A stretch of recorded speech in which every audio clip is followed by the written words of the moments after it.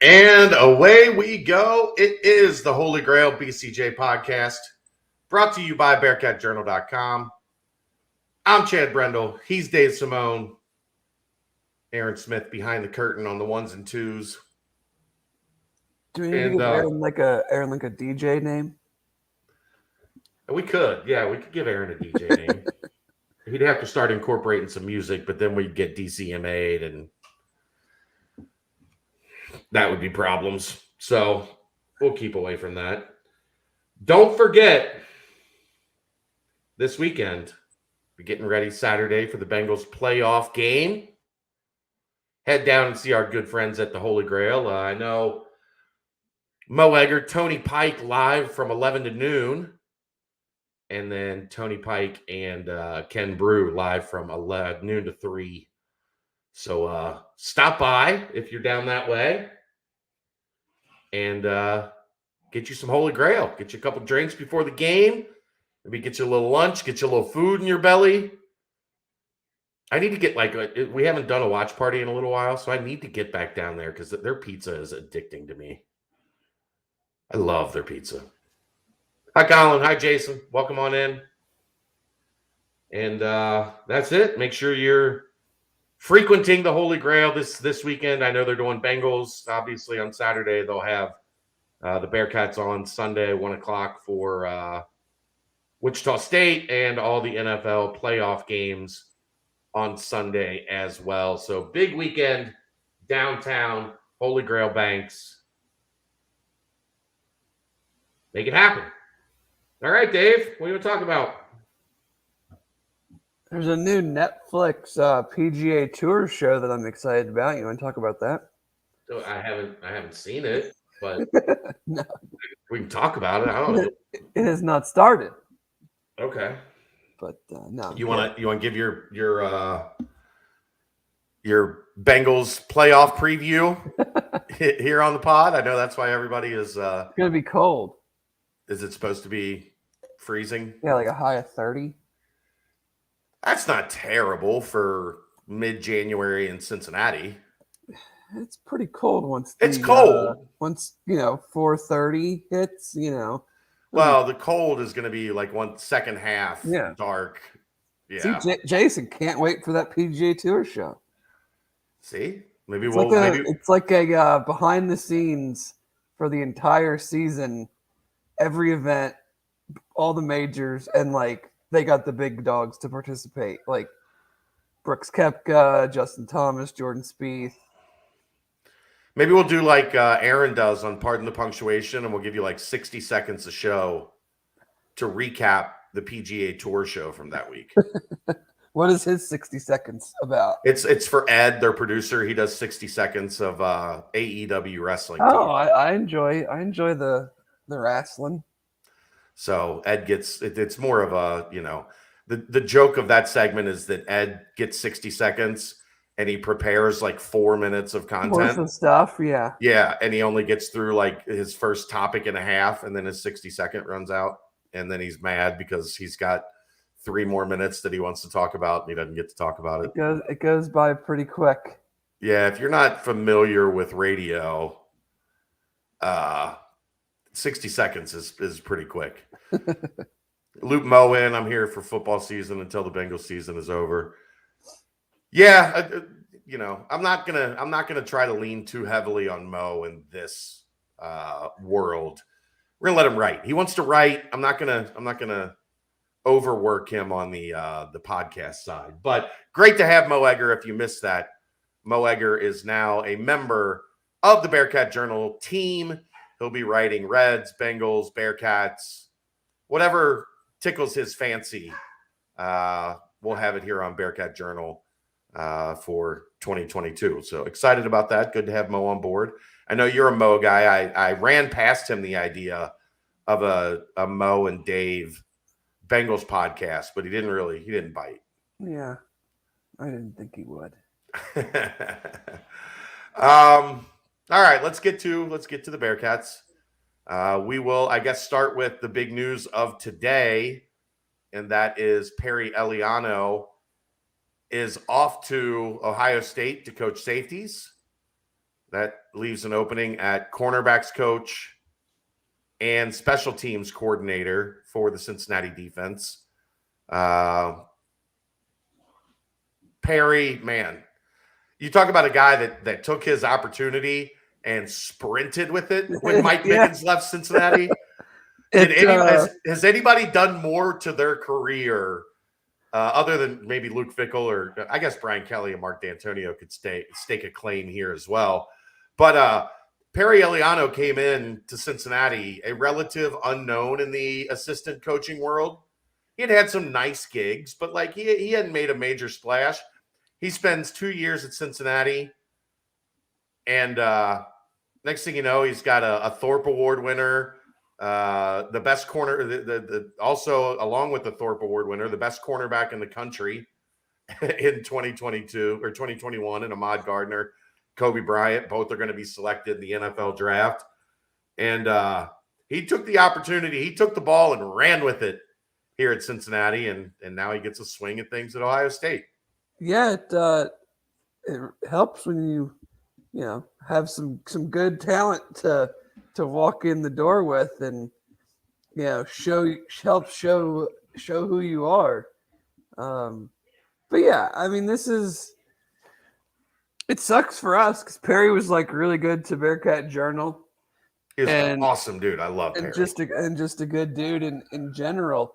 But like, it's the profession. It's a transient profession. You take the opportunities when they're presented, because you never know from year to year. You can be riding high and you got a bunch of guys hurt the next year and things don't go your way and you become the scapegoat because the coach needs to let somebody go to save his job. So, I don't ever begrudge any of these guys. I mean, that's the profession that they've chosen. They know the deal, especially for an assistant coach, especially for a non-coordinator. Like, where else would you rather be? Like, there's a handful of schools that if as a position coach you get that call, that's like that's a no-brainer. I'll be there. When do you want me there? Let's put it this way. Position coaches at Ohio State make more than coordinators at Cincinnati. Position coaches at Ohio State also make more than head coaches in the MAC.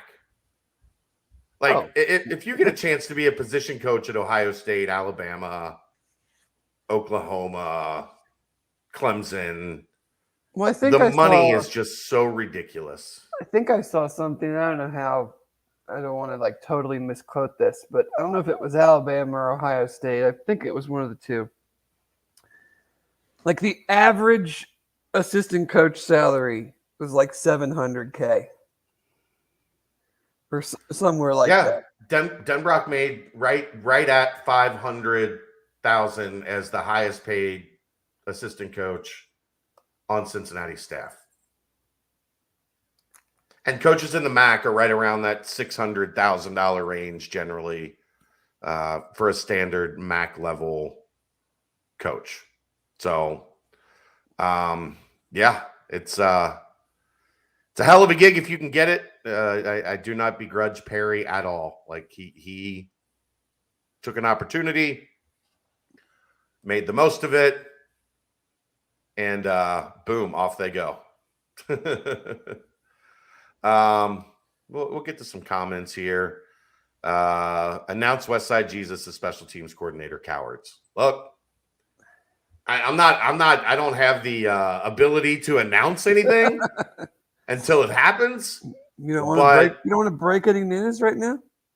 There's no news to break yet. I know. I'm stoking the fires. If I was doing a hot board for special teams coordinator, Kerry Combs would certainly be atop the list. If I was doing a hot board for cornerbacks coach, I think he would probably also be atop that list as well. We might as well talk about it. Let's get to this other stuff first. How quickly after the Cotton Bowl did OSU contact Perry? I started getting rumblings of Ohio State and Perry late last week over the weekend. So I think it's something that probably there was a mutual interest last week. It carried over into this week. I don't know exactly when. I have not heard when he interviewed with Ohio State, but he definitely let Luke know this morning. Todd, who is WSC? It's West Side Jesus. What is the C? Christ? West Side. It's West Side Jesus. You put WSC on the board. You put it on Twitter. You put it in the chat here. It's WSJ, West Side Jesus. Get it right. We got to be on the same page here. We got to be a team. Well, Got to be on the same page. I feel like you have to explain that because every podcast is someone's first. Someone might not have any idea what that means. So West Side Jesus. Yes, I'm happy. WSJ. There you go. So there has been a thing for a decade now that if there's a head coach or defensive coordinator opening at Cincinnati, Kerry Combs is instantly like what everybody wants to talk about. I think Kerry Combs is a very good college football coach. I think he has been a good position coach. I think he has been a good special teams coordinator. I think he has been an outstanding recruiter. Although I thought as a recruiter here, I thought he was really interesting because he recruited well, but he didn't necessarily recruit Cincinnati at a super high level. Right. Like, remember, he was awesome. Like, he killed it in Indiana. Yeah. When he was like, he really tapped in. That was right. Indianapolis is kind of an underrated football city because there's like 4 or 5 really good programs in Indianapolis that churn out a lot of players. I thought you would see more results in the 5-1-3 from Kerry when he was here. He was good in Cincinnati. I think everybody expected him to like really lock down Cincinnati. But he was good in Northern Ohio. He was really good in Indianapolis. So everybody wanting him to be, well, especially the Colerain folks, wanting him to be the head coach or the defensive coordinator or the president of the university, the athletic director, that kind of got this joke running on Bearcat Journal that gave him the nickname West Side Jesus because everybody on the West Side was a Kerry Combs disciple, so to speak. So that's where West Side Jesus comes from. I think he's now that he is not going to be back at Ohio State, I know his family loves Cincinnati. I know his wife loves Cincinnati. I think it makes sense, right? Like, I think these are the things that he is built to do. Coach cornerbacks, coordinate special teams, and recruit his ass off. Well, Cincinnati needs somebody to do all 3 of those things on this staff currently, right, Dave? Yes. So if you can find a way, and all I'm saying is it makes logical sense for this opening specific for these, 2 openings and for Kerry Combs, who's now on the market after it's announced today that he would not return to Ohio State staff. Kerry needs a job. UC needs somebody to do the jobs that Kerry is good at. Logically, that makes a whole lot of sense, doesn't it? Yes. I mean, I'm not unbiased in this. I will be forthright in saying that I have known Kerry a long time. My family is from Colerain, has people that have been in education at Colerain for a long time. Not anymore. We're since retired. But, have worked with Holly, have worked with Kerry. And he, like, to me, it'd be a great fit to be able to bring him back. So, like, I mean, I don't really have much else to say other than that. Like, I think it would be great. I think it would be kind of the perfect way to, kind of wrap up what's been a really good coaching career. And I know that his family would like it very much if it would happen. I don't know. Other than that.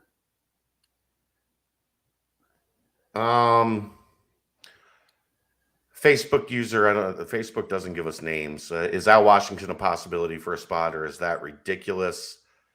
I remember him being an amazing recruiter. I would guess no on Al Washington. I think Al did the one thing working for Luke Fickell that you can't do. Go to Michigan. Leaving Luke Fickell for Michigan, I don't think. Well, and I think there was hopefully in Luke's initial staff, there was some understanding of let's get a couple years together here to get this thing rolling. And Al was gone quickly. I would not see Al Washington as a possibility. I don't. I mean, outside of that, like, what would he coach?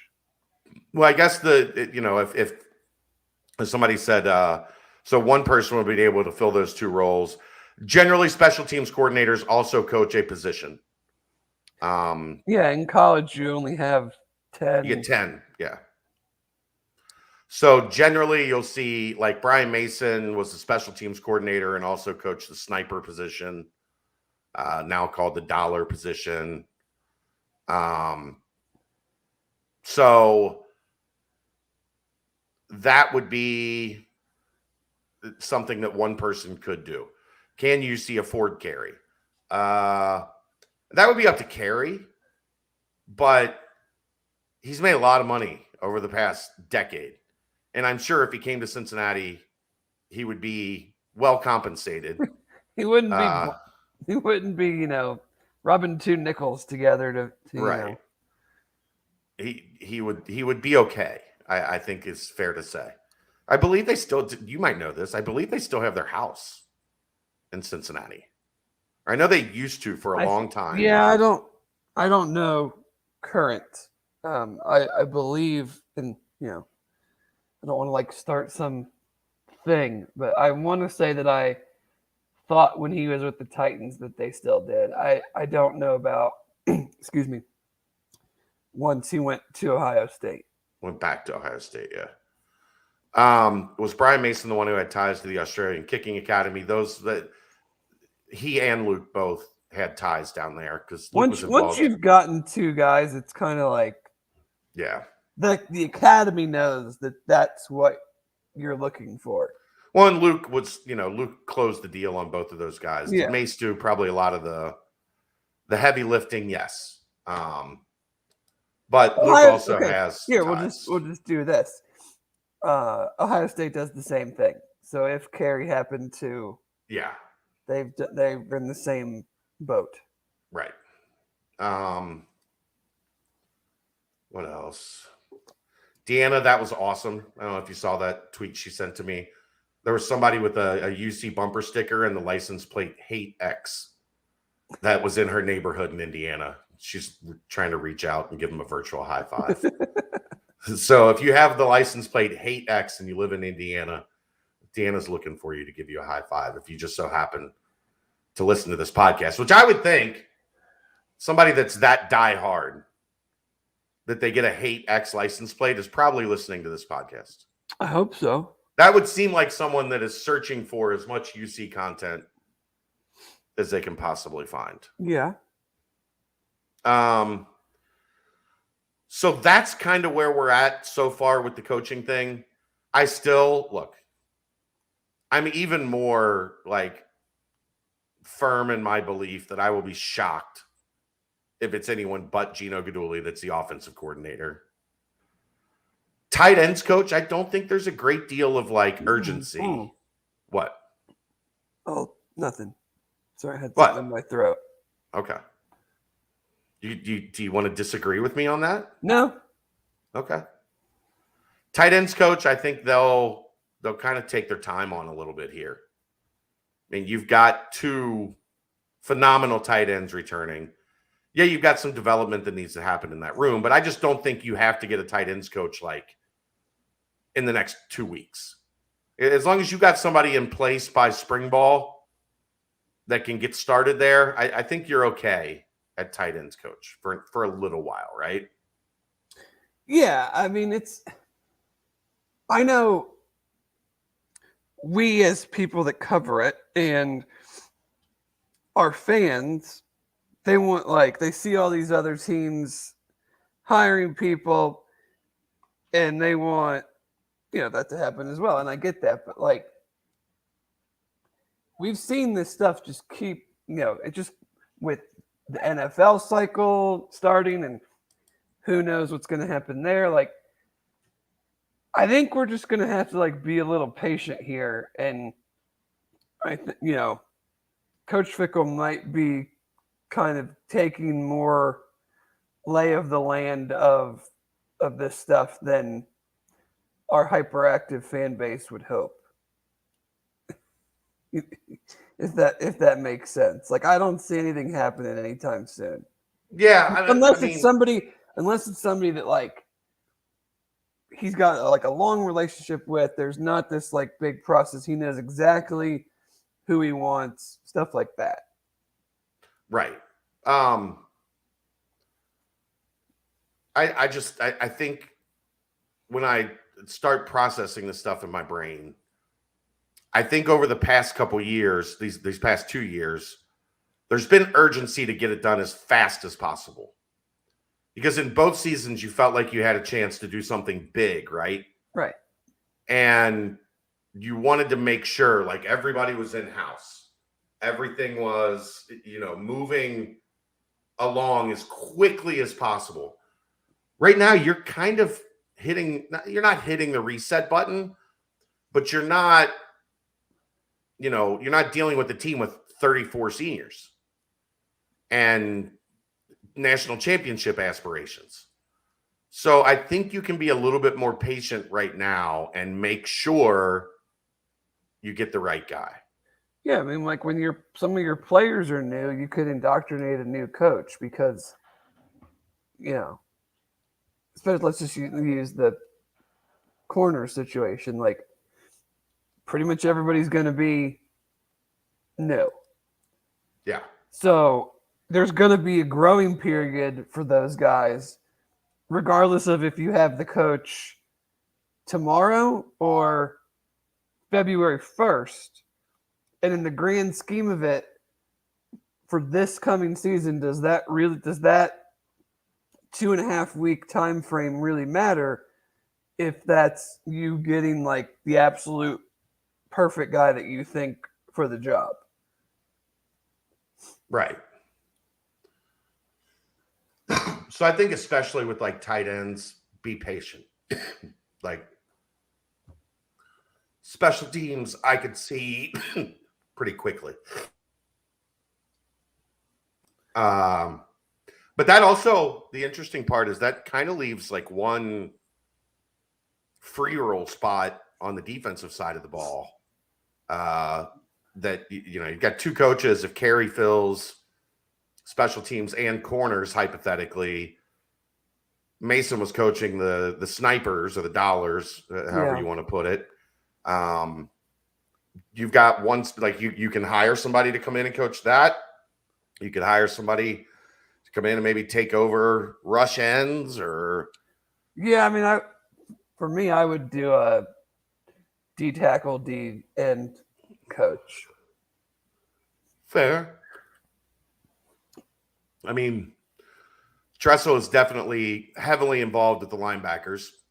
I don't think you have to have a snipers coach. That's what I mean. Like, does that position really demand its own coach? Right. Versus some other positions. in the type of offense they run, they're not going to have an inside and an outside wide receivers coach like you see in more of the spread air raid type coaching staffs. So Yeah. I don't know. I don't have too much else on the staff. Do you, Dave? no, I mean I think there's been a kind of not a loud drum beat, but like some discussion about the assistant coach salary pool and stuff like that. Like it kind of just is what it is. One and two, like UC could have $1 million more in their salary pool, and guys are still going to want the opportunity to coach at a Notre Dame, at an Ohio State. It's not a knock on UC, and that's not a reflection, in my opinion, of the money that they have or don't have. That's just, I mean, that's the top of the food chain. That's the, bluest of blue bloods. Anybody that's competitive and has a high, self-value is going to want that challenge. So I don't think it really matters whether we have Big 12 money yet, don't have Big 12 money, don't have enough money. Like, we're not losing guys to North Carolina State or Purdue. Right. Not to disparage North Carolina State or Purdue, but like if you're losing guys to like clear cut lateral / not even as good jobs, then that is more of a reflection on who they're working for than how much they're getting paid. Like guys leave for those situations because they have a relationship or they feel like they're on a sinking ship or something like that. Guys leaving for Notre Dame and Ohio State, that's just, I mean, that's the industry. Yeah. That's the same thing as, head coaches leaving for Notre Dame, Tennessee, stuff like that. Yeah. Is Parrish Gaines a candidate for a promotion to a full-time staff role? Probably not. He's a first-year graduate assistant. For those that don't know, came from the Naval Academy. He's done some bouncing around a little bit as he's gotten into the coaching ranks. As a first-year graduate assistant, I would guess Cincinnati is at a spot where you're not going to see a whole lot of graduate assistants bumped up. No, they're hiring like very tenured. I don't even know if it has to be like, I don't think Mike Brown and no. I mean, I think it's different now, though. I mean, maybe, but they could have went out and hired a tenured guy when Darren Page was hired, but I think they were blown away by Darren Page. I think they're looking for, like, how do you fit the culture of what we want the coaching staff to be? But is that a guy that I know that they really like as a graduate assistant, Parrish Gaines? Yeah. Is it a guy I think that is ready to just jump up and be a position coach on this staff? Probably not. There's Parrish Gaines. Excitable young fella. Like, I would guess that's as the field was being stormed in the American Athletic Conference Championship. The thing I'm looking for is the recruiting element. Because I think, not that you don't have every year you don't take a fine-tooth comb to your program when the season's over. Where were we good? Where were we good? Where were we bad? Where can we improve? Right. But I think when you elevate yourself to the playoff and you see yourself against, national title contending teams, I think it brings those things even more into focus and tells me, like, this sport is so much about the dudes.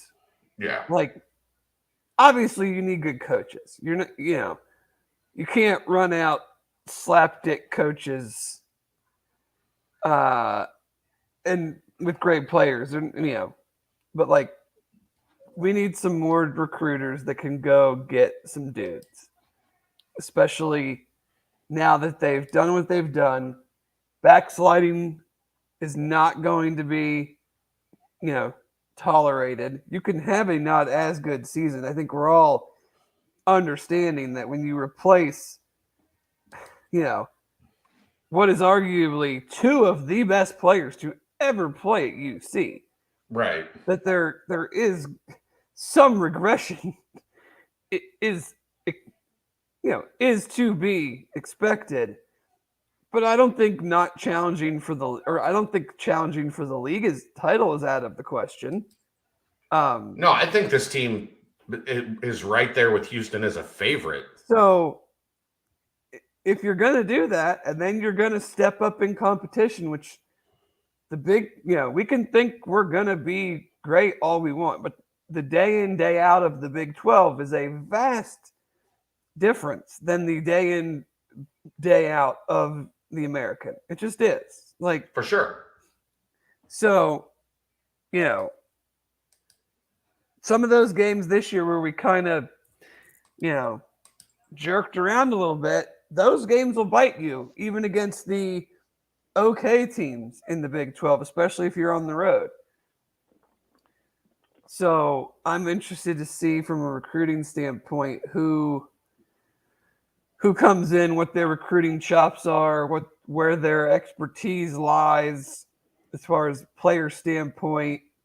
Do we lean in even harder to Ohio? Do we try to replace some of the Texas element that was starting to build with Perry? Just some more interesting things that this offseason will provide, which from a football standpoint, there will be plenty of them. I don't think you have to get somebody with Texas ties, but I think if you can, you should, right? Oh, yeah. Yeah, it's not like we go out and find someone regardless of who they are and like, why'd you hire him? Because of Texas recruiting. Like, because realistically, like how many guys is that person going to bring you? Right. Realistically, especially when you're not even playing in the Big 12 yet. Right. And even when you do, with Houston being added, with the teams that are already there, with their two teams going to the SEC, they're still going to recruit. There are more and more SEC teams are recruiting there, Like, you're not making Texas your home. No, you're not. Yeah, I mean, it's nice if you have someone that has some connections to some places, but like some guy that just happens to be from Texas isn't walking into schools pulling guys left and right up to Cincinnati. Right. All of a sudden, 5 stars from Texas are like, Cincinnati sounds good. Yeah. That's not how this works. It'd be nice if it did. Oh, sure. That's not. It's like hiring a basketball coach. We talked about it with when we talked about DeMar and James White and the possibility of those guys joining the staff because they know Keith Stevens, who runs Team Takeover, and they're close with Keith. Well, then what they learn when they become an assistant coach is there are 30 guys that are close to him that are like Keith's my guy, that have gotten jobs, right? Because they know Keith Stevens. So all of a sudden you're like, hey man, your 5-star shooting guard's pretty damn good, and he's like, well, here's the other 25 of my guys that are trying to recruit him. Good luck. That's not how Texas works. So no. I don't think you put it at the top of your board on job qualifications, but if you can find somebody that's got it, it doesn't hurt. No, absolutely not. I don't know. I think we're done? Probably not. I think you could see maybe 1 or 2 more things pop up. From what we've heard, Mike Brown was a candidate at Virginia Tech. My understanding is he pulled his name from that search and said no thanks. We've heard kind of Ron Crook connected to Duke a little bit, but they hired their guy today or yesterday, right? Beginning of the week. Yep. End of last week. I'm losing track, but I don't know what day it is. Yeah. I'm in health and safety protocol for another day, so I don't know what the hell's going on. So I think that's kind of where we're at. What was the question from Todd that was on the screen? Tressel and Notre Dame, is this a storyline we should be following? If Tom Loy is still mentioning Tressel, it's worth keeping an eye on. Well, they're not getting the Iowa State defense. The Iowa State guy said no. Must really love that Ames tap water. Yeah. I'm curious about that one, but maybe Iowa State realized, maybe Matt Campbell was like, look, we're going to need to throw some money at this dude to keep him here. So that one caught me a bit by surprise. I've never got the feeling that there was a ton of smoke to Tressel and Notre Dame other than, those two kind of knowing each other. But like I said, if Tom is still saying Tressel's name is on the board, I'm inclined to believe Tressel's name is on the board. Tom is very, very good at this. But I mean, it's not like he said like this is their. Clearly, the Iowa State guy was the target. Yes. So, not getting him might totally reset things. Who knows? I also think they now have a D-line opening. Right. Tom has listed Greg Scruggs as a name of interest, and I can't get into this one yet, but I think there is somebody Cincinnati is looking at for one of those two defensive spots that I wouldn't be surprised if Notre Dame is involved with as well. I can't really give that name out yet, but it's a name people are familiar with. But I think that's about all I got on the coaching carousel. This has been a big one, Dave. Well, I mean, far. when you as we don't like to say, but when you're in the G5 and you make the playoff, right, and you got 7 to 10 guys that are probably going to get drafted, people with a lot more money than you want some of that.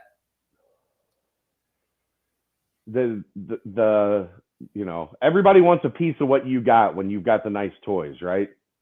Yeah. Everybody wants your toys. It works the same way for us. Like, back when you hired Brian Kelly, it's like you hired the hot guy from the step below you. Right. Like, it's just, that's the way the profession is. Absolutely. Let's get to the returners, Dave. Yeah. I think we're done. I think. I mean, who else could there be? I don't know. I think we're done. My understanding is all the announcements have been made. Capped off. What do you think of Josh's announcement video with a little Wolf of Wall Street? I mean, I was kind of turned into a hype video. Have the rated R version. That would have been Josh to a T. Yeah, but I'm guessing. If I had to guess, that was a Shark production. Yeah, someone did. You don't think he did that himself? I don't believe. I have a lot of faith in Josh's talent as a video, editor. I'm guessing that's not a strength of his. Hey, who knows? But Josh is back. Lenny's back. James Tunstall's back. Coop's back. Jeremy Cooper. Defensively, you've got Jabari Taylor, Malik Vann, Wilson Huber, Javon Hicks, Arquan Bush. All of a sudden, there's a lot of dudes that were out on the field on senior day that are going to give this team a lot of experience that maybe we weren't for sure that they were going to have. And for me, Dave, I look at that as a collective on the names that are coming back. That tells me this is a program that is not got their eyes set on a rebuilding year. No, I mean, you can't, I'm sure we'll get into it and you're going to put out a 2 deep at some point, but offensively, yes, you lose Dez, you lose Jerome, you lose Alec Pierce. Yeah. But like, I'm not gonna say like that's it. I know they're. But Vinny if you McConnell and but if there's a you couple said others, like yeah. you're gonna have like one of your best seasons ever with a bunch of seniors and a bunch of guys that are going to go to the draft, and then you're going to turn around the next year and while you're going to have to replace 3 very, very good players, you're only going to have to replace 3. Right. I'd be like, okay, well, who's my quarterback? That's going to be question 1, 2, and 3 that will determine the success, as it always does for any team. But Yes.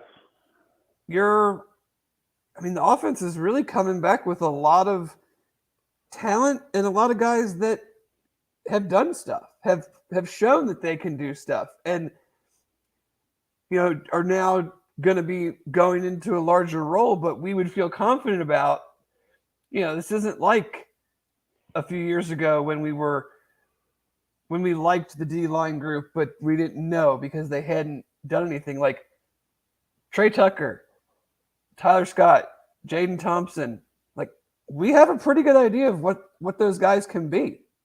We know what their floor is at this point. Like we have no idea what their ceiling is. Right, that's what I'm saying. Like we have an idea. Like it's not Right. a total like, well, here goes nothing. Hope this works out.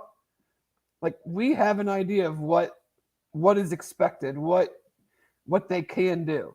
Lenny and Josh obviously have an idea. Aaron, can you pull up the season numbers on receivers? The offensive line, I think we can all agree they were up and down this year, but having all those guys back it can't hurt. Right. The running back group, yes, you lose Jerome Ford. And yes, maybe right now you don't really have that true, I don't want to say RB1, but like true game break 25 carries a game type guy. But we have an idea of what Chuck is. We have an idea of what Ryan Montgomery is. I think in very limited snaps, we were encouraged by what Ethan Wright can be. We've heard very, very good things about what Miles Montgomery could be. So while you don't have, you're not sure on the high end of things, like it's not like you're starting over with a bunch of guys that you don't know if they can hack it at this level. So from an offensive standpoint, to me, it really does come down to like, who's the quarterback and what do you get out of him?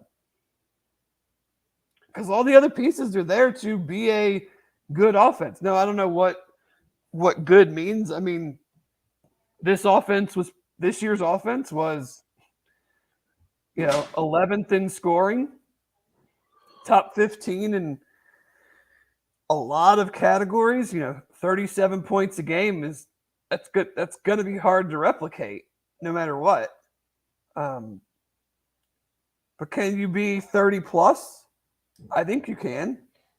Trey Tucker, 34 catches, 425 yards. Tyler Scott, 30 for 520. And a lot of that Taylor. Trey number, I'd like to see the game breakdown. I mean, a lot of that was in the back half of the year. Mm-hmm. Lenny and Josh, who I think a lot of people would argue should have seen more than 54 combined catches. Yeah. From your 2 tight ends. I mean, that's part of the luxury you had in spreading things out as much as you did. Sure. But Jaden Thompson, 14 for 208, and you look, almost 15 yards a catch for Jaden, 13 for Josh, 10 for Lenny, 17 for Tyler. And, a couple of those were the bombs that he hit. But right. And you're also adding in Nick Mardner, who's a proven player. Yeah. I mean, he would have been you can't just translate stat for stat over. And obviously they run a totally different system and they're playing. But he put up real ass numbers. He was a main element of the Hawaii offense. And a guy that looks like he's on the upswing. Right. So Well, yeah, I mean, what kind of player can he be when you have the type of players around him that UC does? Right. When Definitely. maybe you're not like, what kind of player is he? And I don't know anything about Hawaii football other than all the players hate Todd Graham, which no shit, he's a scumbag human being. Yeah. But like, what kind of player can you be when you're not, as we talk about in basketball, like when you're not at the top of the scouting report? Right. Jason says, I think securing Ohio is more important in the Big 12. That's 11 teams looking at the Cincy region a bit more often. Look, I get where you're coming from with that, Jason, but Baylor and Texas Tech, they're not coming up and here TCU, for anybody. They're recruiting Texas, right? Like Baylor hired like an old timey Texas high school, or I'm sorry, not Baylor, Texas Tech from Baylor. Like that dude he's as tied into Texas as maybe anybody down there. Like they ain't leaving Texas. Yeah. Iowa State is going to be a factor here in Ohio because as of long Matt as Campbell. Campbell's there, right? But Kansas State is going to start recruiting Colerain? It's the same thing as what we're talking about, like with us going down there. Right. Like, do they make their presence known? Sure. They should. If you're going to play road games in the state, you should at least have somebody making their presence known. But like, I don't think it's going to be near a focus of any of their recruiting efforts.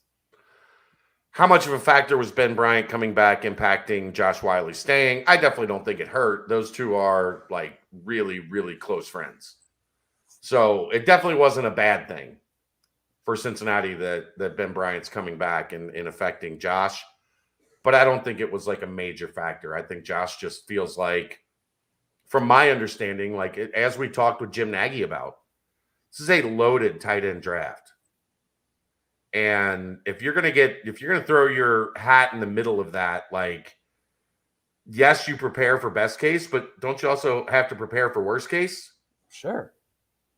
Which is your 4th round grade ends up in a 6th round pick, something along those lines. Like, yeah, next year you would assume not as many tight ends involved if so many are coming out this year.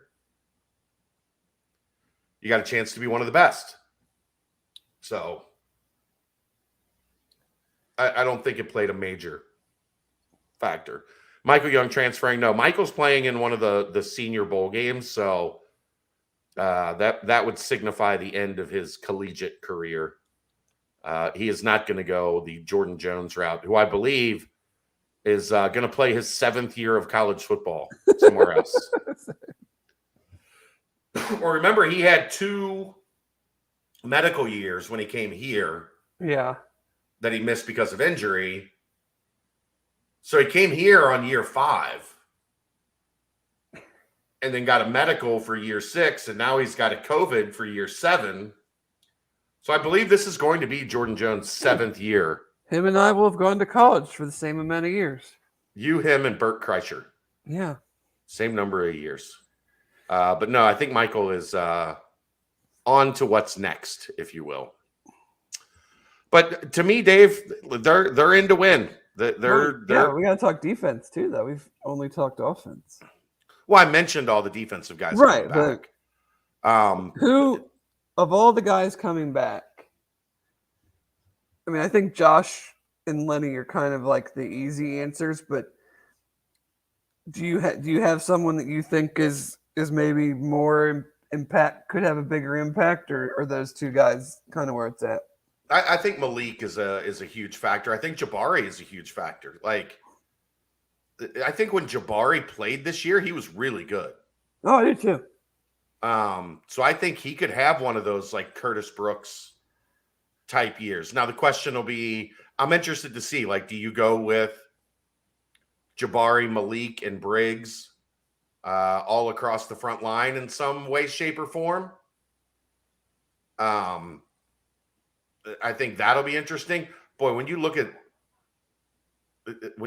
at Dave, did you know we tell this joke every time, or not this joke, but we tell this joke on this statement on this podcast a lot.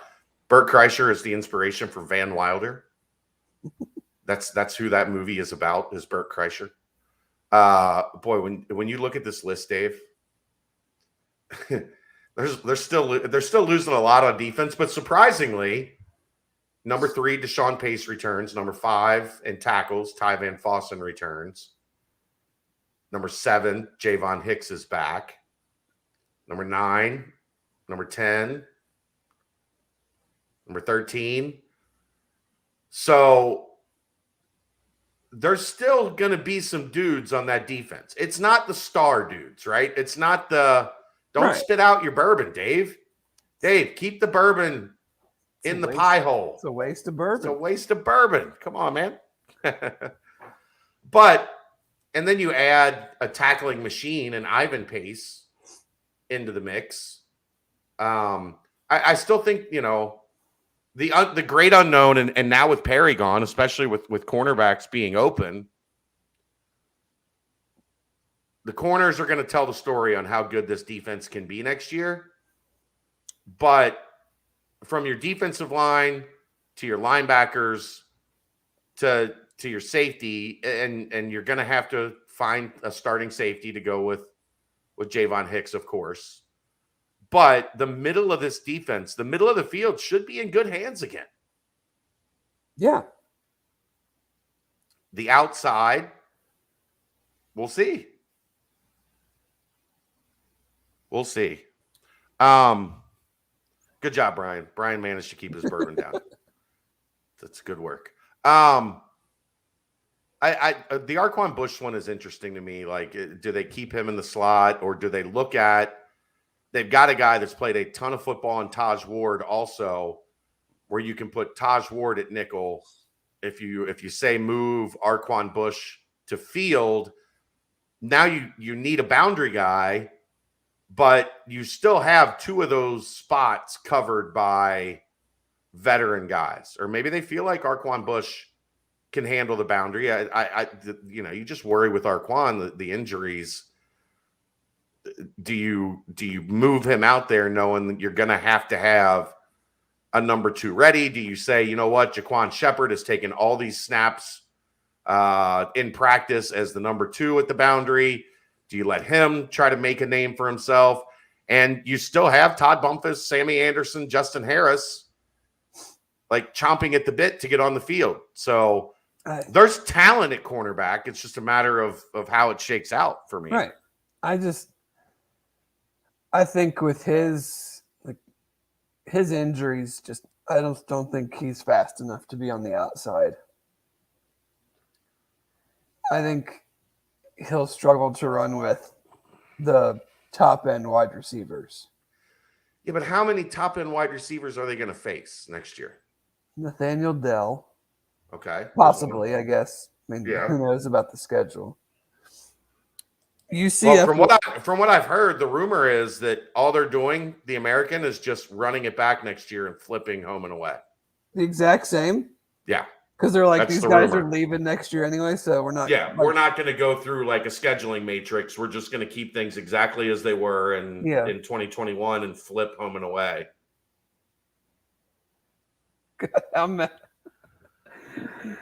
If I was Houston or Memphis, I would be so mad about that. Although it worked out pretty damn good for Houston this year. Yeah. Like they're not trying. Houston's not trying to play for a BCS spot. They're out of conference tells you that they're not trying to play for not BCS. I would just want to get college football play. I would want to get UC on my home field if I could. I guess is my thing. Like, but there's no guarantee of that with the game off. Would you rather take the chance of getting him at the nip or just not having him on the schedule? I don't know. If I'm Houston, I'm like, good, cool, good. Yeah, then maybe they'll be the higher ranked team, and then we can ask Dana what he thinks about playing the home game, playing the conference championship at their place in front of 4,700 people. When Cincinnati goes in and wins. Yeah. I'm bullish a little bit on 2022. I just think that they're gonna like there's gonna be such an expectation that they drop that I think they'll be able to play with a little chip on their shoulder. I'm trying to be like, I don't know what I'm not trying to like be down on it, but I'm also trying not to like drop my expectations too much. I guess I'm hedging my bets. Like, for where things are right now, and I know, like, depending on what happens with the coaching stuff. It's January 13th. Like, trying to talk about what's going to happen next year right now is ridiculous, but that is what I think my my expectation at this point is this is a team that should compete to play in the American Athletic Championship game. I will agree with that. Like, I'm not saying win. They're the prohibitive favorite right. to win. Does that mean 9-3 or does that mean 11-1? Like, right. I guess that's the question we'll get into much further down the road. But like if it's 10-2 and they play in the American Athletic Conference Championship game, I don't even know if I would even go as far as like saying they play in it. Just like in November, you're in the running to be in the championship. If they're 10-2, they're going to be in. Well, the but I'm saying like I know what you're saying. That's what my expectation.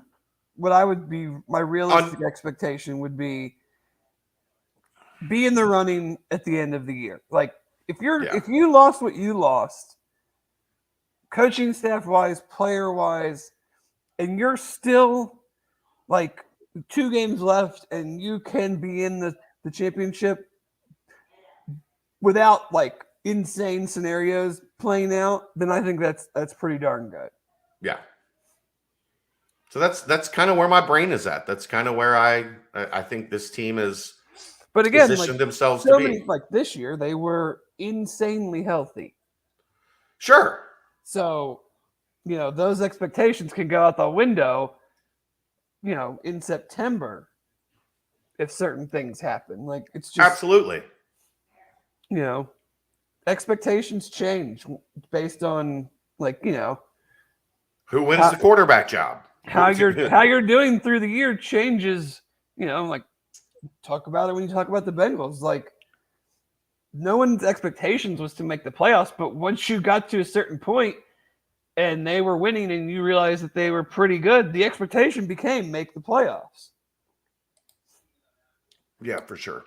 So, on January 13th, what we're saying can be vastly different one way or the other come October 13th.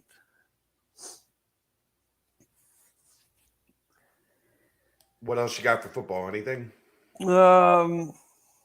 Cruton. I mean, we feel pretty strongly that unless something totally out of the blue happens, we're probably not going to be signing any high school kids come February 2nd. It doesn't seem that way. They seem to be all in on moving towards 2023. Big recruiting weekend this weekend, as they're doing kind of a hometown heroes deal. If you would like the list of recruits for 2023 that will be on campus on Saturday, you can find that at the top of the Carson Field message board at BearcatJournal.com. And then I would just say with transfers, they probably felt like they pigeonholed themselves a little bit last year. Yeah. And so, again, if someone outstanding becomes available or shows interest, sure. But I think they will be more than happy to just kind of sit back with a couple spots available. I'm assuming they have, I don't know, this is the on-running joke. Like, I have no idea what the numbers are, but I'm assuming unlike last year when 67 guys would transfer and people would ask us about them and we would tell them 67 times that they didn't have any room. We do believe this year that there is some room. Now, At least some. I don't know what that means. I don't know if that means one more guy, five more guys, but I think there were times in the spring and even into the summer, where they maybe were like, man, not saying we would have gotten this guy, but it would have been nice to at least have a spot to Try. make it worth our while to pursue. Yeah. It'll be interesting on the number, how much the guys coming back have changed that. Yeah. Because I think you have to account for, I think last year they were all given the option to come back and it didn't count against your scholarship numbers. I believe this year it does count against the 85. Like you're back to. Well, it can't just keep not counting. Right. So I'm curious as to how much that impacted it. Yeah. I also don't, I mean, were any of them really surprises though? Like there were last year? Like, well, but I don't think like what I'm saying is I don't think in November you were like, all right, these 7 guys are coming back. no, but you probably were like, you probably had a number that you thought you didn't know who it was, but you probably you have to be forecasting it to go, okay, if it's this many, we'll have this many more spots. If it's this many, we won't have any. Or how much house cleaning do we have to do after spring football? Yeah, that's definitely going to be a thing too. I mean, it's the nature of the sport now. I mean, right. with a free transfer, you listen. If you get a free transfer year and you go to spring ball and you're not in the 2 deep, you should be looking to transfer unless you're a freshman. Especially if you're in your 3rd, 4th year. Right. If you're a junior, maybe even if you're a sophomore, and you're not in the 2 deep, you need to be looking out for you if you want to play because you're getting recruited over. Right. Unless you're in a situation where like your whole position group are seniors and you're a sophomore and you're like, well, pretty good chance. Like I'm right behind them. Yeah. I'm gonna get a ton of run. But those are like 1 or 2 guys. Right. No, I agree. So I don't think we're done with transfers out. That's or transfers in. Well, that's what I'm saying. Like transfer. If we're not done with transfers out, we're not done with transfers in. And what always happens when there's coaching changes? Those new coaches tend to have a few. They know things a couple in guys. their pocket. Yeah, they're not coming in blind when they get the job. What's part of the interview process.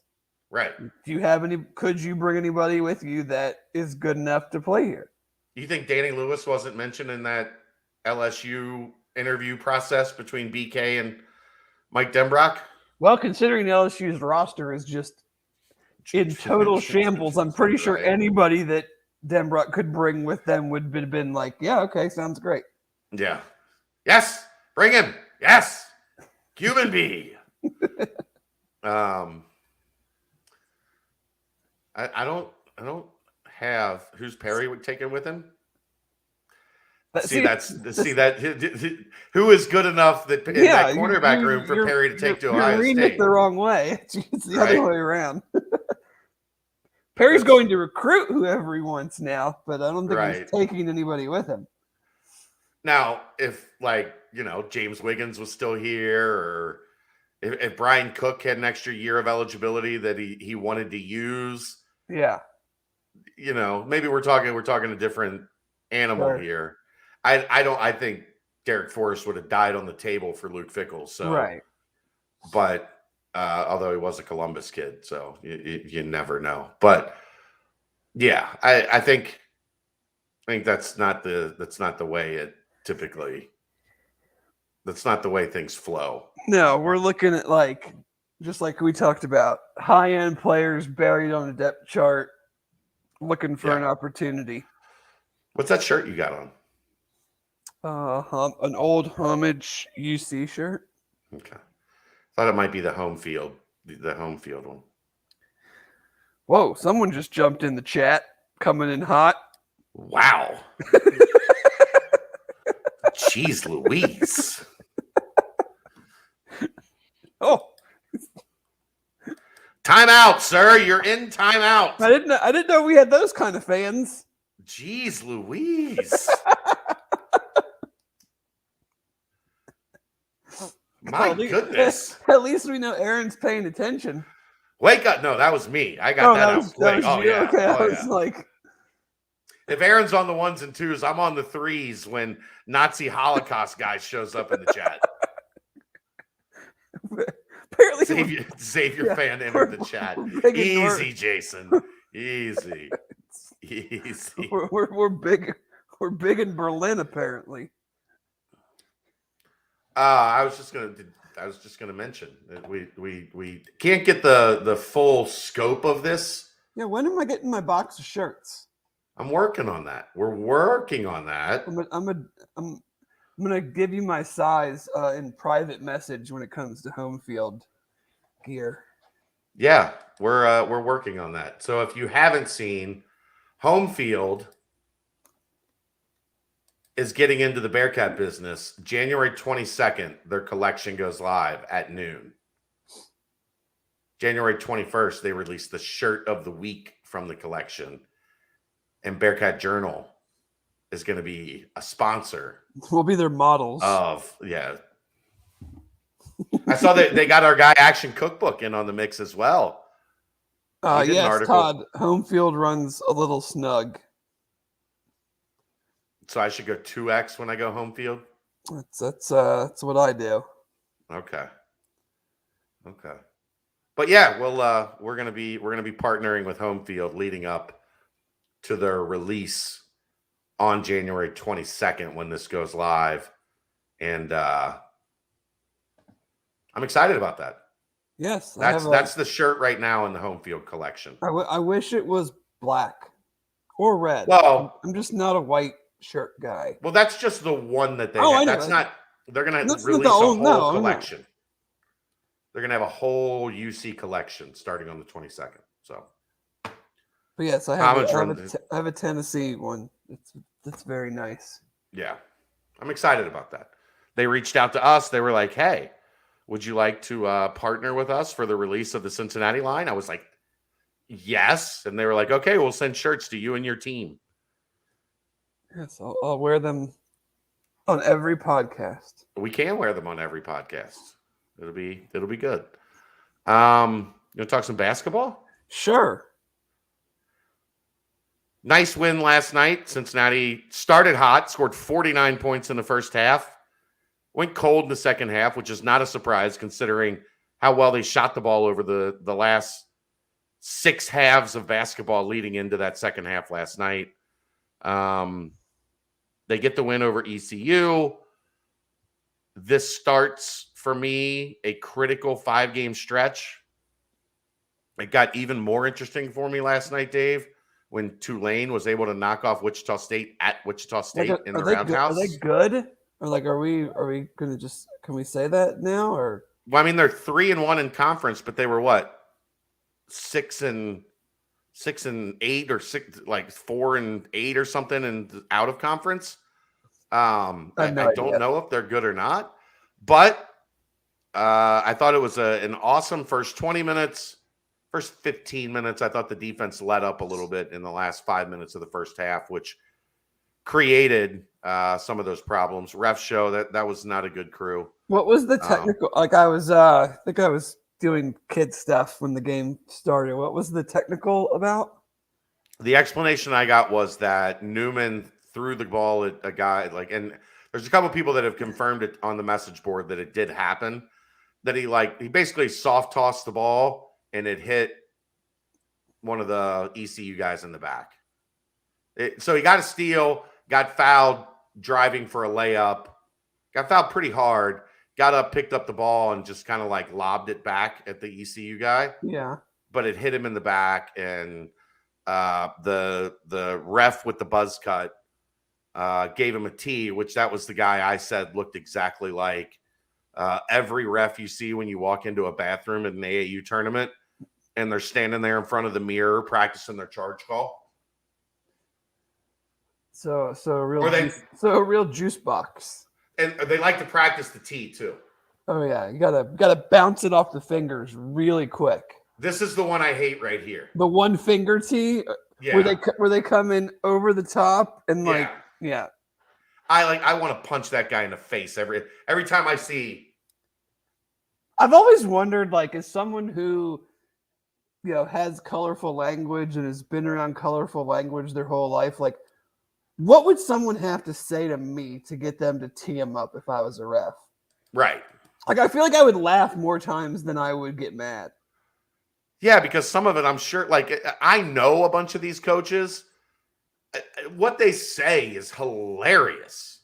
I mean, like, when we were growing up, my dad coached our basketball teams, and I think it was 5th grade. He told a ref that if you're not going to call any fouls, to shove the whistle up your ass and then blow it. And we all, like, everybody on the bench just fell out dying laughing. He got a technical, didn't he? Oh, yeah. But, like, it was funny. So, like, but, like, if I was a ref and someone said that to me, I'd laugh about it. I don't know. It is pretty comical. Yes. I don't know why these guys feel like I don't know why you give out technicals for things like that. Like, did he think if he didn't give him a technical that was going to start a brawl? From my understanding, what he said to Wes basically was, look, he threw the ball off the guy's back. That's a technical. I don't have a choice but to call it. Oh, whatever. You always have a choice. Yeah. But there were a couple people that watched it and confirmed, like, it did happen. Sure. So if you're a hardo, you're gonna call that every time, unfortunately. To the game. They shot it well in the first half, did not shoot it well in the second half. They had a guy go bananas in Vance Jackson. Over 40 league Vance Jackson. Apparently. Yeah, with 35. But they built a big lead. They played well for an extended stretch. They didn't have a good second half, but I thought and Wes talked about this in the post game. And again, if you're not listening to his post games, you're missing out. Well, I'm usually asleep, so. Well, go back and like find him or something. go back and watch, because he acts like he's really good about talking basketball. Why they were successful, why they weren't, what they did that worked, what they did that didn't work. Like, if you're looking to learn a little bit about the whys of each game, Wes is one of the better coaches I've heard of actually like being open and talking basketball. Sure. Most of them, they just want to like coach speak it and get their little quips in and like be done with it. But I thought in the final 4 or 5 minutes of the second half, when it got close, it got down to 5. They did a good job like buckling down and getting some stops and making sure it didn't get any closer than that, to where it was a 1-possession game with, 8 seconds left, where all of a sudden somebody launches a 3/4 court shot with 9 seconds left and there's a foul and the other team wins. When your field goal percentage goes down 22 points from the first half to the second half. Yeah. Not great. Not great. I do want to ask, are you surprised at all about how vital to this team's success John Newman has become? No. This is kind of what I expected from John Newman when he got here. Like, this is what I heard about him. Like, they're a pretty terrible defensive team when he's not on the floor. Yeah, they don't have a lot of dudes defensively when John Newman's not on the floor. But from what I heard on his way in, team guy, long athletic wing that can defend, and a dude that just does winning stuff. And that's what he's been. And now we're starting to see his shot come around a little bit. Like, he's becoming more and more valuable because he's able to help on both ends of the floor. I think he's probably 6'5", so he's not in that like jumbo. When you consider a jumbo wing, they're typically up in the 6'7" range. Sure. John Newman does not defend as well as remotely close to as well as Rashad Bishop. No, but he does bring to the team something that it lacks severely without him. And he's carved out a really nice little space for himself in this program. He says he intends to be back next year as well. So We've talked about like who is going to be like that locker room leader. I think John Newman does the things that you want when you're looking for somebody in that role, right? Yeah. Defends, tough, physical, will get on the floor, doesn't say a whole lot, but lets his play kind of do the talking.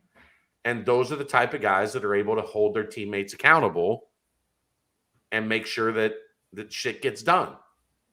And so, yes, there was a lot of me that felt like of the new guys, like John was the one that was going to be able to impact winning the most early in his time in Cincinnati.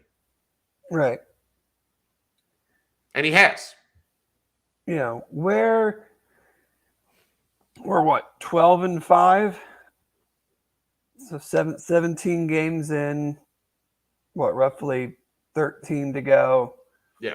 Where can this team 14 to go. 14? I think, yeah. Where can this team realistically, outside of shooting the ball better? Because, I mean, they're just not Which they've done. But they're still not going to be like a great shooting team no matter what. I think the one thing I will say on that, I think they're getting better at getting the right guys shots in shooting position. Right. They're not just hoisting to hoist over the past 3.5, 4 games. They're taking good shots. Sometimes they're going to fall, sometimes they're not. But it's a lot like free throw shooting, right? Like you get the right guys, the right shots, and all of a sudden you look like a better shooting team as opposed to guys taking, off-balance shots 8 seconds into the shot clock. Yeah. Those, the ones that make coaches want to poke their eyes out. Where are a couple spots you think Wes looks at them and goes, if we can get a little better here, that could make a big difference from, say, going, I don't know, let's say 10-4 the rest of the way versus, 9-5 or 8-6. Like, where can they get a little bit better to maybe steal a game on the road or, something like that? I think connectivity on defense is still, for me, like the consistent. It's funny because it's there in stretches, and then poof, it'll like vanish for like 10, 15 minutes. And I think the more this team understands, they don't have a choice but to be fully bought in defensively at all times. Because even if they're having good offensive nights, you know what's any second from happening? The first 10 minutes of the second half. Well, yeah, they just not that they weren't playing hard or whatever, but like they just let ECU get into a groove. Right. And that carried on. I thought for sure their effort dipped the last 5 minutes of the first half. Like once they got up 23 or so, you do get to that point where I think especially young guys feel like the other team's gonna pack it we're gonna in. cruise to a win. We're up 20-something at home. They're gonna stop. But like they just let them get what they wanted. There was no resistance, for a while, and the team's just not good enough to do that, to allow that to happen against anybody. Inside scoring needs to improve. I mean, sure. But who on this team outside of we've seen some improvement from Odie, and we've seen Vic be able to do some things. But this is not a roster built to like throw the ball inside and have them put it in the basket. Like Gary Clark and Kyle Washington are not on this team. Clearly. So sure, it'd be nice if inside scoring could improve, but like Koval and Ado, just aren't guys you can throw the ball to on the block and say, go get me a bucket. So it's not realistic, I don't think, to say like this is a team that, needs to throw the ball inside more because they have a bunch of guys that can just post up, take 2 power dribbles, and put the ball in the rim.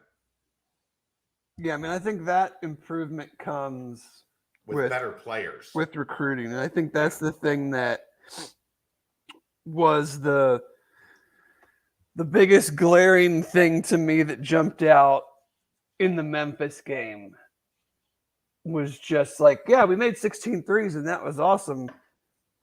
But like that was because we could get nothing inside. And it's not even the quote unquote inside guys. It's just the sheer athleticism and ability of the Memphis guys just made it so hard to do anything, near the basket. And we just need longer, more athletic dudes. Like that's really what it comes down to. The problem with Memphis oftentimes is even with more longer athletic dudes, their dudes are still longer and more athletic than yours. Right, but you're not driving in with, and I'm not saying this to crack on him, but like you're not driving in with Micah Adams Wood. You're driving in with 6'5", 6'6", 6'7". Yeah. Well, that's like that's what had an impact. Micah was trying to avoid having somebody come from behind and just beat the shit out of the ball off the backboard. Right. Or he's moving the ball in the air and trying when you see what a couple of those Memphis guys did on drives where guys are just going to lay it up and there was one I think it was in the first half, and I don't even know who it was. Dude just came out of nowhere. And I was just like, how do you even get to that? Like, they're just,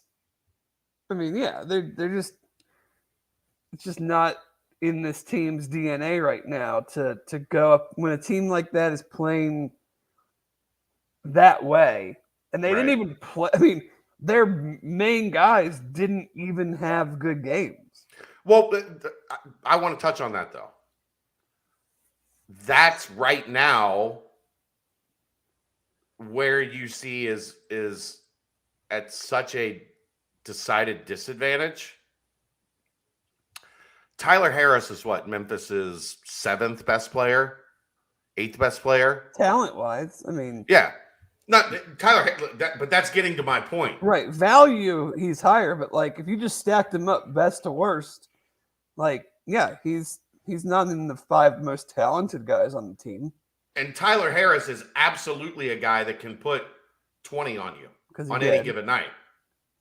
He can shoot it. He's got that shot he hit to put Memphis up 3. You mean when both guys left him to go with the cutter and the 3? No. What? That was a 28-foot 3. Don't leave the ball. Still. No, the one right at the end where he hit the push shot from like 13 feet over a hand that was 6 feet or 6 inches higher than like his release point. Like the freshman kid, I don't even know his name for Memphis. The foreign freshman kid. No, the foreign kid that had a great game. They did a good job on Bates and Duran. Yeah. And Landers Nolly was pretty much a non-factor. But and DeAndre Williams didn't play. Those arguably, Quinones is up there. Also up there in the most punchable faces in college basketball. Yeah. Mm-hmm. But like their 6th and 7th and 8th guys are the guys that killed Cincinnati. Are you really in a position? Tell me. Are you talking about Josh Minot? Josh Minot. Yeah. There you go. Thank you. Producer extraordinaire Aaron Smith. Yes. Cincinnati's not in a position where you can get beat by the team's 7th best player. 7th, 8th, and the 6th, 7th, and 8th, 7th, 8th, and 9th best players are the ones that score 87 points. Yeah, you can't be losing games where you do a good job on the 2 top 5 NBA draft picks. But that's the difference in the Memphis roster, right? That's where the Cincinnati roster needs to get. That's where the development and the growth needs to happen. Because I think even like if you go back to mixed best teams, there still wasn't a ton behind like 6, 7, 8, No. right? Like that Memphis team, and of course they go on the road and just shit the bed last night Yeah. and lose by 10 at UCF and score 65 points. That's because the league is dog shit. Yeah. Well, Like- but Memphis shouldn't be dog shit. No, but I'm just saying we can revisit old podcasts when I said that it was a one bid league. Yeah, we talked about that today. I talked about that today. Like it's who's bid number 2? Yeah. Who's not winning the conference tournament and making the NCAA tournament? Right. And let's say hypothetically Houston wins the conference tournament. Who's bid number 2? Who gets in besides Memphis? Well, Memphis isn't getting in if they don't win the Or conference who gets in tournament. besides Houston? I mean, that's Yeah. who gets in besides Houston if they win the conference tournament? Nobody. I don't think there's anybody in position to do so right now. Well, no. Now, what? UCF's record is pretty good, right? Yeah, but who have they like? But I'm saying, like, if they knock off Houston at Houston or something, and I still don't see it. I don't necessarily see it all, but again, 68 teams have to make it. Right. I mean, right. And this is like as late into the year that I've ever gotten into basketball mode, obviously, because of all the football stuff going on. So I was floored the other day when I was like, Auburn's number 4 in the country. Oh, that's interesting. Hey, Aaron. Had no idea. Aaron. Yep. Talk to Dave for a minute, okay? I got something to do. Okay. Oh, okay. Talk So- to me, Aaron. Well, I mean, you were in the middle of a point that this was as late as you've started. Yeah, no, your I just, like- basketball. Do you think anybody in this conference can make the tournament, even if they went on a run? I haven't seen anything that at this point proves that They anybody in the can? conference right now can Could go hang on a with run? anybody. Right. Like, I mean, I'm in the middle of pulling up the conference standings right now, so Yeah, I'll have that here. you in a know, you second. have Houston, and then Tulane has the next best conference record, or they're not going to. I mean, they're not making the tournament. They're not going on a run. 7-7 Tulane. 7-7. I mean, SMU 12-4, but like, you know, Against who- who? against who? Temple 10-6. No, Memphis 9-6. UCF's 10. I mean, The They've teams already with the lost- biggest, the teams with the biggest wins right now that I know of off the top of my head, because I haven't even looked at Houston's schedule, so I don't know what they did out of conference. But I mean, Cincinnati has that Illinois win, and right. Memphis has the Alabama win. But outside of that, like, who else is Like, making noise? I know UCF beat Michigan, but Michigan's been pretty terrible this year. It's tough. I mean, especially when you're looking down at the bottom of the league. God, I mean, Wichita State. Well, that's like, the thing is, like, if you lose, like, that's like you're not getting any credit for beating anybody, and any of your losses are going to be like not quote unquote bad losses, but they're not. I mean, they're hurting you. even in the Ken Palm, outside of Houston, like Memphis, even before when I was doing the research for the preview for the Memphis UC game, Memphis was not in the top 25. They weren't in the top 30. I think they were 36 or so, 37 before I even finished the article in the 4 hours it took me to write.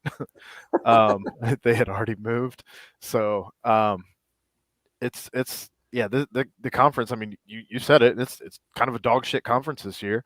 So what do you do with it? I mean, unless somebody somehow, like, if Houston's just in coast mode to where they don't care about winning the tournament. I mean, they did lose some guys, obviously. Well, that's the thing too. Is like, how much does that Impact Houston. How much going does forward. that impact them? I mean, do they end up?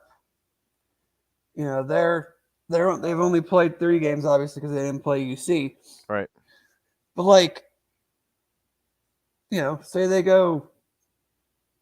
win 12. You know, if they lose 4 or 5 more games against this conference, like, is that an at-large resume? Well, I mean, even if you look over in the last columns here for it's their win-loss against teams that are ranked in the AP or the USA polls, USA Today polls. Houston's 0-1 in the AP and 2-1 in the USA Today. Outside of that, you have, like I said, you have that one win for Memphis. You have Cincinnati 1-1 with the Illinois Arkansas games. I'm not seeing anything in this conference that gives you any type of hope that anybody is going to make it outside of Houston. And Houston is making it largely off of what they did in their out of conference early in the season before they lost a handful of guys, So, ugh. What else do you say? Like, ugh. I mean, I know people probably get tired of us, like, just being like, this, get us out of this conference. This conference sucks, but like, my God. Yeah, I mean, that's where you just see the light at the end of the tunnel as, this team prepares to enter Big 12 play. Big 12 looks completely different than this when you're talking both football and hoops. So, yeah, pull up the Big 12 standings. Let's see how that's going. I mean, I know Baylor's just lost. But, like, okay, so mental picture, like. 2 teams in the top 10. But even going deeper than that, like, other than Houston, the team with the fewest losses overall in the league is UCF has 4, UC has 5. They have 2, 3, 4, 5, 6, 7. 7 teams have fewer losses than that. Iowa State's 1-3 in the league. That's all their losses are in league. It's 8. Actually, 8 teams. 8? Yeah. So, yeah. 5 ranked teams. 3 in the top 15, 2 in the top 10. Like, vastly different. And you have 8 teams with double-digit wins already. Yeah, no comparison.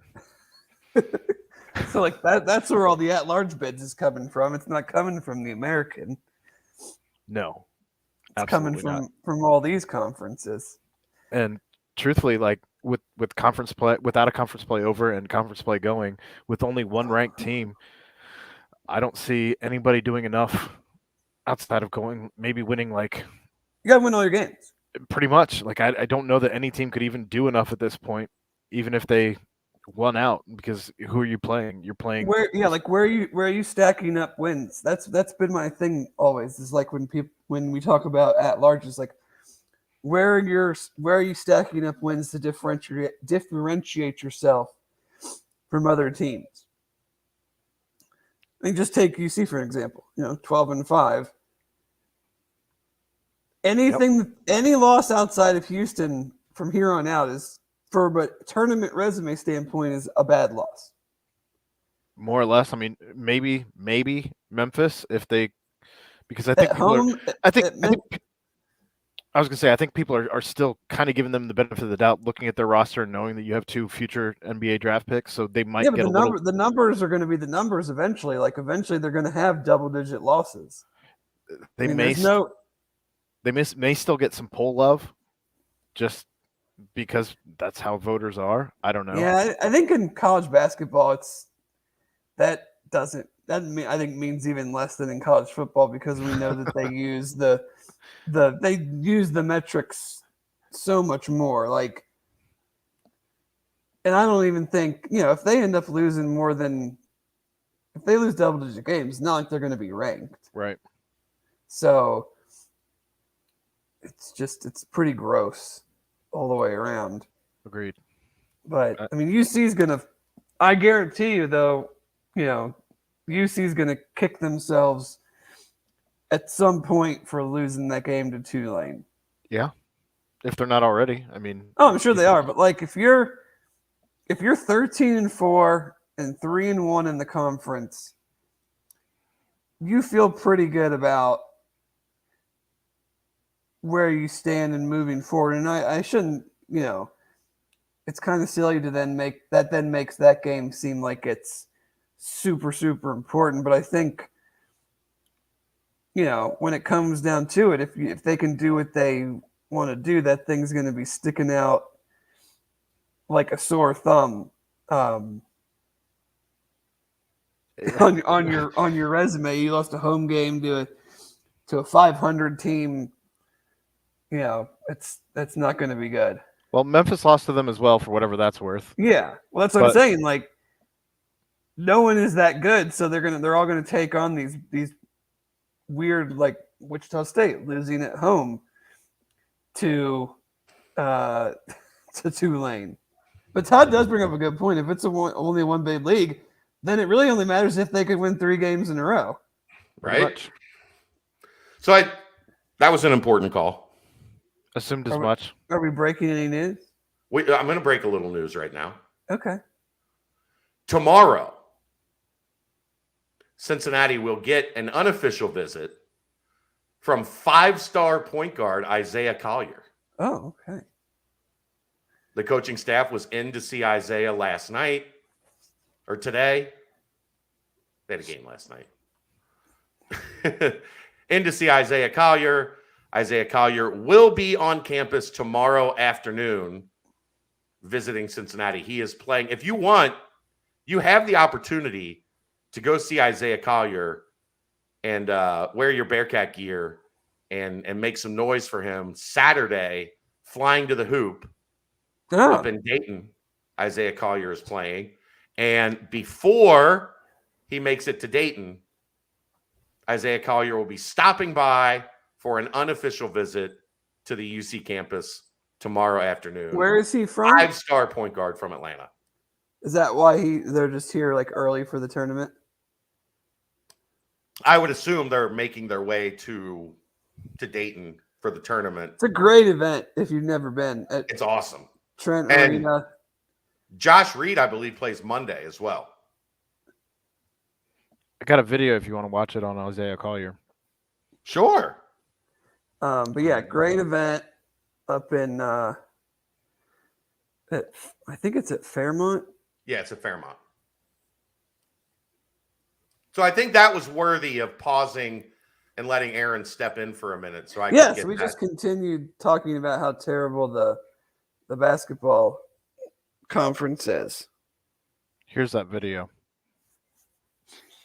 So, oh, look at him go! Not doing anything. Aaron, stop! Aaron, stop! Aaron, stop! Yeah, anybody listening to the podcast, I did. Jesus. Some sweet buffering. We have talked about, you got to play those a time or two first before on your second screen before you put them live, so they can work the buffering issues out. This has happened like every time you've tried to play a video now that we have had this issue. This is on that note. I'm bouncing out. High level production. Get out. This is why we pay him the big bucks, folks. I am paying him the big bucks now, and he still can't get it figured out. But yeah, Isaiah Collier, that is a significant one for Cincinnati. What year is he? You said 2023? Yeah, 2023 5-star point guard. So is it like a what was that, Dave? I don't know. We're going to suspend Aaron for 2 hours for that. Is this a guy that you feel like they could be in till the end with? Yeah, I think so. I mean, they've made a pretty good push with him. I think I don't know if you saw or not, if you remember or not, but there were some signs for Isaiah Collier at game day when game day was here. Like the UC fans have shown him a lot of love. This is why you bring Chad Dollar onto your staff, right? Yeah. Like this is the type of dude. If you want to recruit at the highest level, you got to have a guy like Chad Dollar, and Isaiah Collier is why. So I look forward to hearing more information on that over the weekend. But he plays, I think, at 4:30 on Saturday. Mick will be there. Mick Walker will be there for us. So I'll have Mick try to catch up with Isaiah Collier at that game or after that game on Saturday. And then, like I said, Josh Reed will be there also on Monday for Pace Academy. If you want to get a look at Josh Reed. So that was my big news that I had to step. So I don't, there's certain contacts, right? When the phone rings and you see a certain, like, somebody. Well, yeah. You're like, we're going to have to stop the podcast. Well, for yeah, you better a few answer minutes. it, because if you don't answer it and you try to call them back or something and they don't answer. Right. The phone's ringing. You better answer it. That's right. That's how information works. That's usually how you feel when I call. Of course. I stop everything I'm doing. Must be something extremely important. Especially because pretty much every day you call as you're going to pick up Will or yes, like something important is happening and Dave needs to talk. So I stop what I'm doing. Sometimes I'll have, when I'm filling in for Mo, I'll just have Taryn talk on the radio for 10 minutes so we can talk, because that's the level of respect I have for you. Yeah. Right. So there you go. That's the big news of the pod. 5-star point guard on campus tomorrow. Big news. Big news. I feel like that's a great place to end it. I think it is. Like, we're not going to do any better than that. Nothing we say is going to top me dropping the Isaiah Collier unofficial visit. So I think it's a good time to end it. He's Dave Simone. I'm Chad Brendel. That was Aaron Smith. We'll work on finding a new producer. Finding a new producer. Yeah, we'll work on that. We'll see you next week. It's the BCJ podcast presented by the Holy Grail right here on BearcatJournal.com.